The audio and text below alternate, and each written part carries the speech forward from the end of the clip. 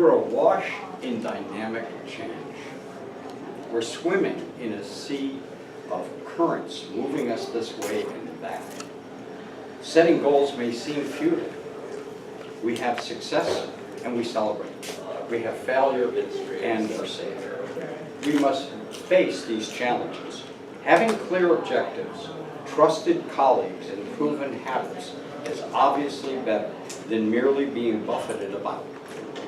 The spirit of the entrepreneur is to seize opportunities by working in teams, refining our methods, collaboratively swimming in the growing sea of information. We can innovate how we serve clients and move forward together. Hello, my name is John Anderson. I'm a leader at Because Business Resources, and our motto is be the wind, not the leaf. Today we're talking about tax and profit planning.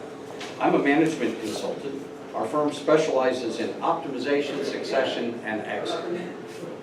Presenting with me today is Shanna Woeller. Shanna is the finance manager at Because. She specializes in practical lien accounting, tax planning, avoiding late filings, and IRS disputes. Supporting us today are Patrick Locke, a Because project manager, and Kate Packard, my wife. Also assisting is Marsden Smith, an accountant and colleague in the Institute of Management Consultants. And you, our guests, could each of you introduce yourself and tell us why you're here today, what we might answer for you today in terms of tax and profit planning. Amaya? We met yesterday. Yeah, so my name is Amaya Urza. I am a commercial loan officer with Riverview Community Bank. I'm here to learn a little bit more about what it is that you do and the benefits that you bring to your clients.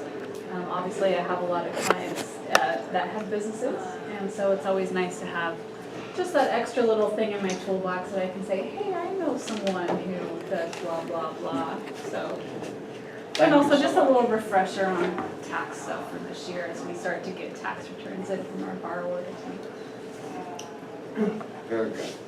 Jeremy?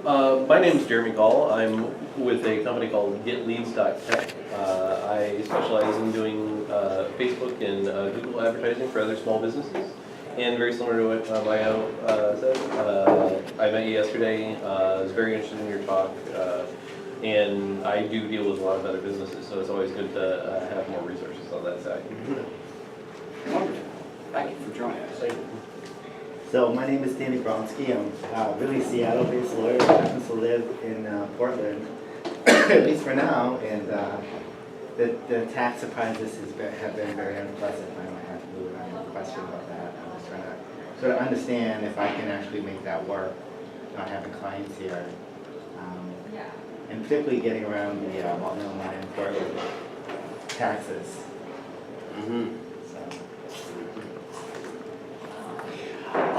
Well, thank you. Today is Friday, February the 22nd, exactly 3 weeks to March 15th, the IRS filing for corporations and limited liability companies. We're here to discuss briefly and support you in submitting timely tax filings. I say timely tax filings because a large percentage of small business owners take the automatic 6-month extension for both their business and their personal returns. Why have last year's accounting on your mind for 6 more months? Let's just get it done and move on. We advocate for simple, lean accounting to make tax accounting less time-consuming and easier for your accountant to file. And easier means less expensive. Sean is going to review a few of the significant business tax changes from last year's legislation and the resulting tax forms. A main objective of today is to align profit planning and tax planning. In November 1957, President Dwight D. Eisenhower said, "Plans are worthless, but planning is everything." If plans are worthless, then why plan? Finished buildings are always different than the original approved blueprints. Plans and the planning process are proven tools to efficiently and effectively reach objectives. If you're not planning your profit, what is your target?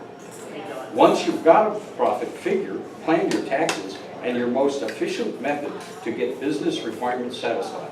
Concentrate on objectives, increasing, giving better service to more clients while remaining sustainably profitable. In my book, Smart Exit, you can read about the BPOS 4-step method for successful small business transfer. Number 1, deliver customer delight. Grow an efficient venture that delights your customers.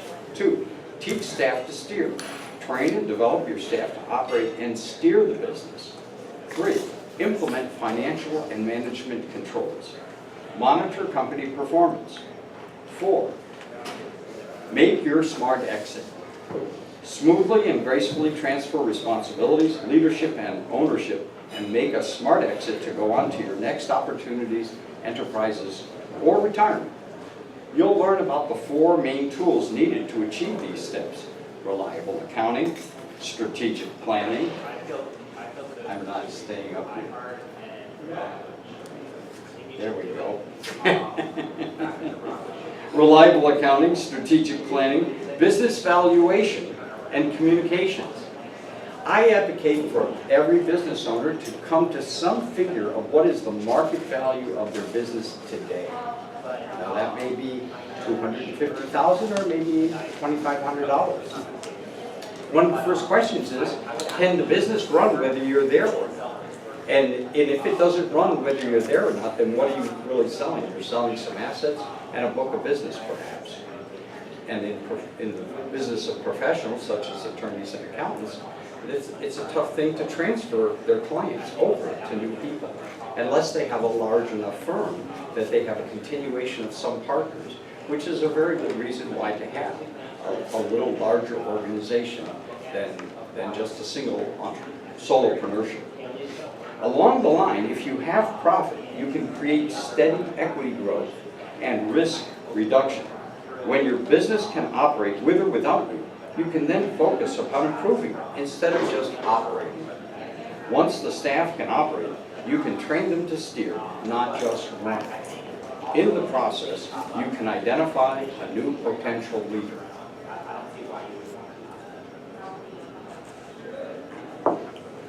This will be someone who can learn to operate the business and manage people. With advanced training, that manager can be mentored to gain ownership insights and become a business partner with you. If the new partner can initiate change and growth with less and less input from you, the owner, then you can gradually sell stock back to the company. It's what we call a smart exit. The new partner owner can be taught to develop such a program for themselves so that they can move on to their next endeavors in the next 10 years or 20 years. And I have clients that have done this over, the fellow they bought it from a fellow who they worked for. And then that fellow found my client, and my client worked for him for 30 years, and he bought it on time from that fellow. And now he's in the process of selling it to a new pharmacist. We were talking about pharmacies yesterday. So now I'd like to talk about tax and profit planning. Shanna is an accountant and tax preparer in our Longview office. She has 2 Associate of Arts degrees in accounting and information systems. She has been awarded the All-Star Tax School Instructor Award from Jackson Hugh. She's a great instructor, patient, and thorough. She does accounting and tax preparation for clients, teaching and training them in the business and finance along the way. Her specialties are practical lean accounting, tax planning, avoiding late filings, and IRS disputes. Let's welcome Shanna Woeller.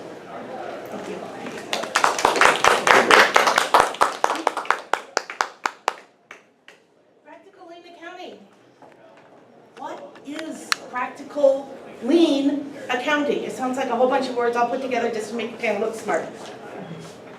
But really, it is a thing. And bankers will tell you, and loan officers will tell you, and the legal profession will tell you, and accountants will tell you, that the one thing that most businesses never do is properly categorize their items in their profit and loss or in their balance sheet. That is so, so vital, but yet it is so easy. The easiest way I've been able to train each and every one of my clients to be able to do that is to take a tax return, set it down in front of them with their accounting and say, what does this mean? Find it on the tax return. What does this mean? Find it on the tax return. Anything that's left over, let's discuss. You can't get any leaner than that. Now, I know that there are going to be people who are going to object to some things about that. Number one, am I going to be able to pull all the reports I want? You know, with that kind of a leanness, maybe not. If you need something more detailed, at least you've got a bottom structure. Our company helps people to be able to set that up. We talk with you, we discuss with you the things that, not what we're looking for, what you're looking for in your accounting. What you're looking for in your accounting. So that way, when you need to turn over those documents to a loan officer, the loan officer has everything they need and they don't need to be coming back to you and asking you for those items. Makes their job easier, makes your job easier, makes you less stressed, them less stressed, everybody's less stressed. That's one of the things that we like to do within our company. Now, John had also talked about that I would be going over some of the new tax law changes and things like that. And I will. Most of them are pretty straightforward. They're right there. I'm going to be talking about qualified business income, which most people, that's what they want to know about right now.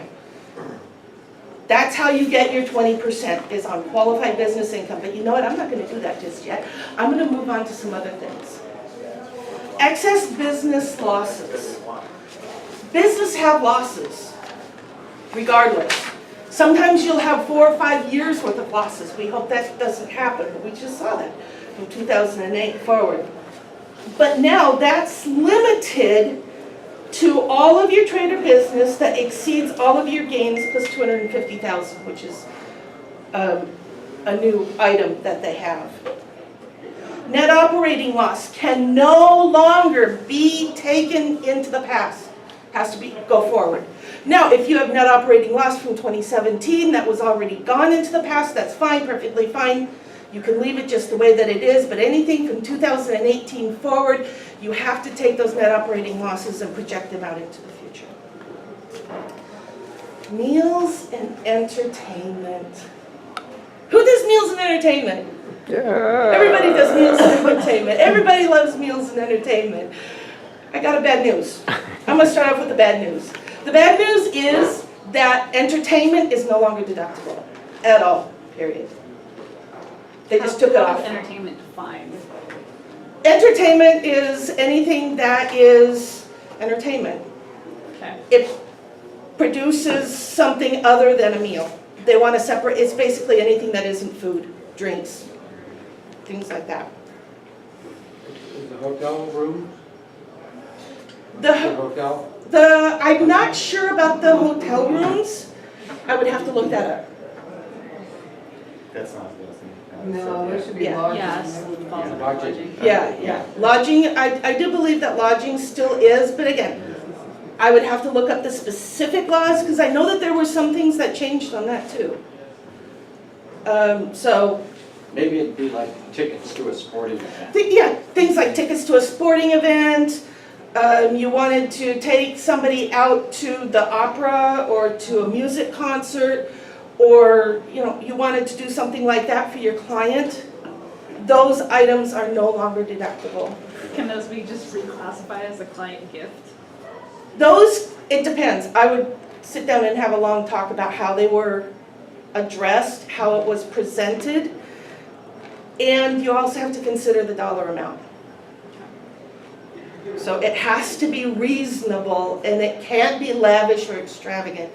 Although what the IRS considers to be lavish and extravagant is not defined. So what would be lavish and extravagant in my situation would probably not be lavish and extravagant in yours. Again, a lot of tax-related things are all about the situation. If you can defend it reasonably to another person, you could probably defend it to the IRS.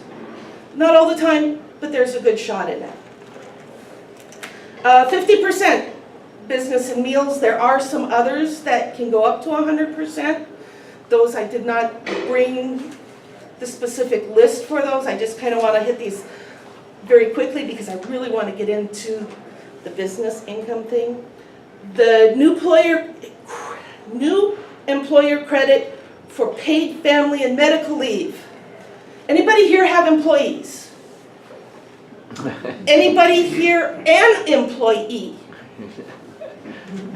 Okay. So here's the thing about this particular law.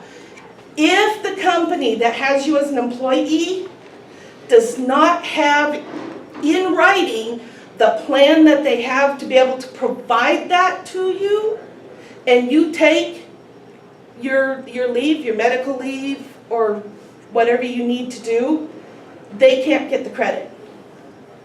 This has to be in place before anybody takes their medical leave in order for them to get the credit. So it has to be there, it has to be in writing. There are some specific things that do have to be in the writing. I did not bring that list. But if you really want to know, I do have it on my computer and I can pull it up after the meeting. Small business accounting. Small business accounting. Up until the end of 2017, beginning of 2018, $5 million was the cap. If you made more than $5 million, you had to do accrual accounting. I don't care if everything you did was in cash. You had to do accrual. That was the bottom line. That has changed now, and it allows for more small businesses to be able to take advantage of the cash accounting system, which actually it's a nice system. It's easier, a lot easier to take care of, a lot easier to track. There are some downsides to it, but now it's capped at 25 million. They raised it 20 million. So now you can have up to $25 million and still be able to do a cash basis business. Sorry, 25 million in annual revenue or in net income? That's net income. Okay.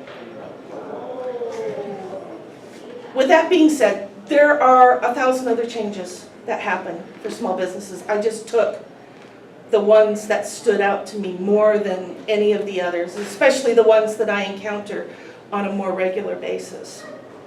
But the one that I really want to get into is what's on the blackboard behind you or in front of you. You have the handouts for these, but I thought I'd put it in picture form also. What we're looking at is, if you take a look, I want you to read your handouts.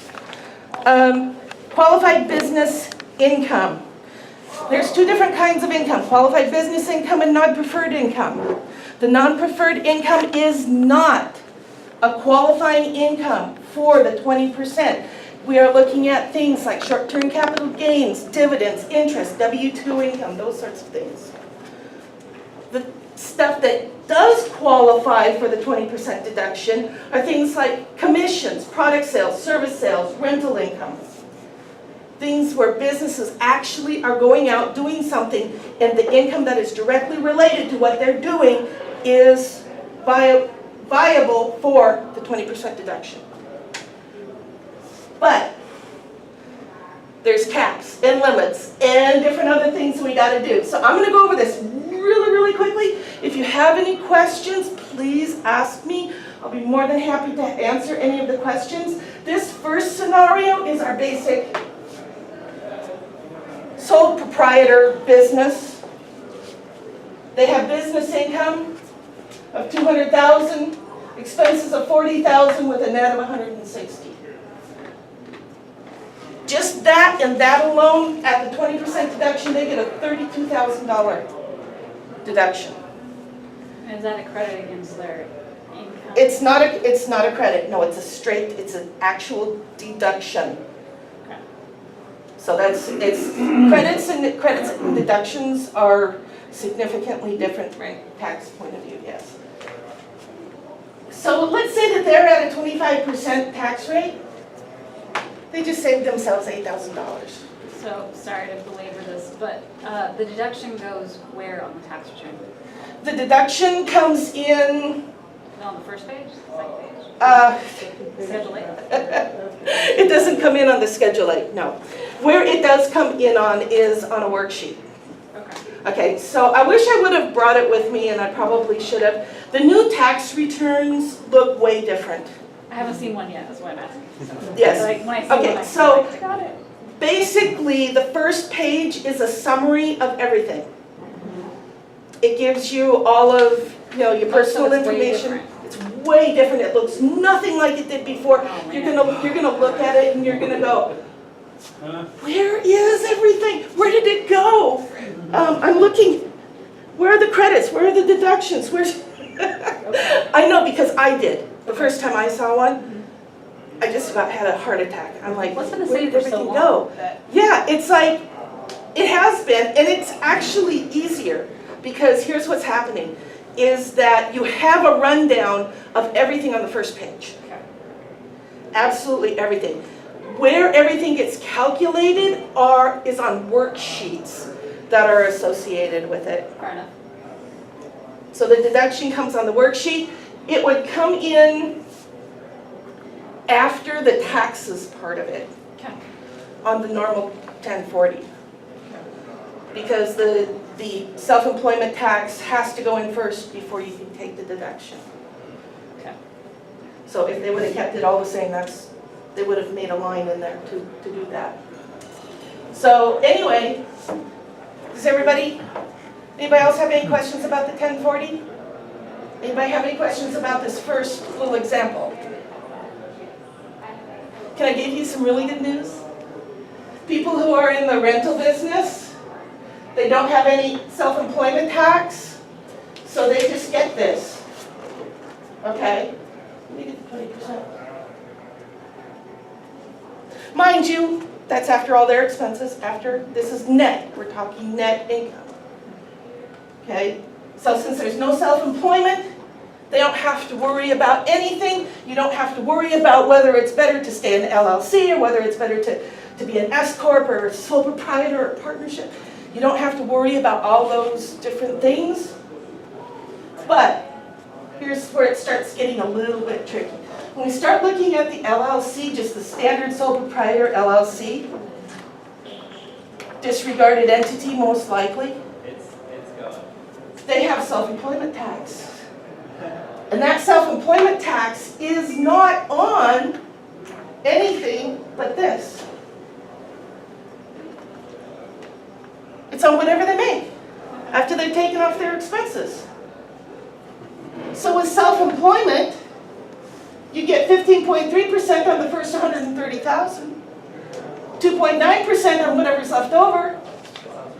They owe the IRS on the same amount of income.